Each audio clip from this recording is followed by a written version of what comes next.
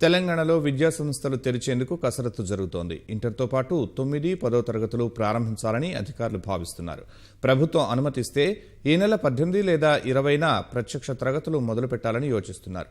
Inter పరీక్షా విధానంలో మార్పులు చేసేందుకు కసరత్తులు ప్రారంభించిన విద్యాశాఖ ప్రశ్నపత్రంలో చాయిస్లు ఎక్కువగా ఇవ్వాలని నిర్ణయించింది.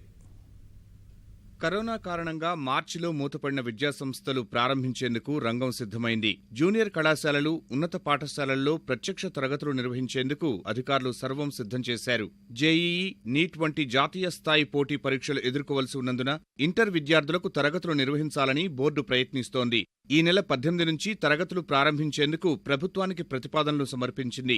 ఉదయం, మధ్యాహ్నం షిఫ్ట్ల వారీగా లేదా రోజు విడిచి రోజు తరగతులు నిర్వహించాలని ప్రణాళికలు రూపొందించింది. ఇప్పటికే కళాశాలలకు పూర్తిస్థాయి సిబ్బంది హాజరు కావాలని ఇంటర్మీడియట్ విద్యాశాఖ కమిషనర్ జలీల్ ఉత్తర్వులు జారీ చేశారు.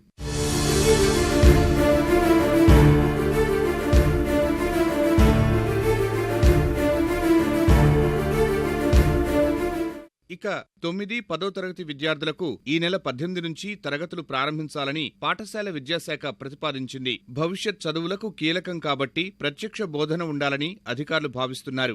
ఇంటర్ 9, 10వ తరగతులు మొదలైన అనంతరం కొన్ని రోజులు పరిశీలించి ప్రతికూల అంశాలు లేకపోతే 6 నుంచి 8వ తరగతి విద్యార్థులకు క్లాసులు నిర్వహించేందుకు ఏర్పాట్లు చేస్తున్నారు. కరోనా తీవ్రత, తల్లిదండ్రుల ఆందోళన దృష్టిలో ఉంచుకుని ఈ ఏడాది 1 నుంచి 5 వరకు తరగతులు నిర్వహించవద్దని విద్యాశాఖ ప్రాథమికంగా నిర్ణయించింది. పరీక్షలు లేకుండానే ప్రమోట్ చేయాలని భావిస్తున్నారు.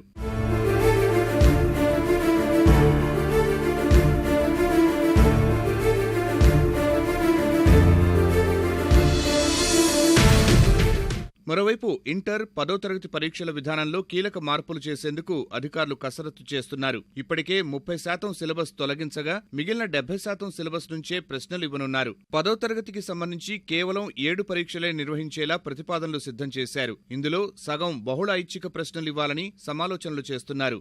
ఇంటర్మీడియట్ ప్రశ్నపత్రంలోనూ చాయిస్లు ఎక్కువగా ఇవ్వాలని నిర్ణయించారు.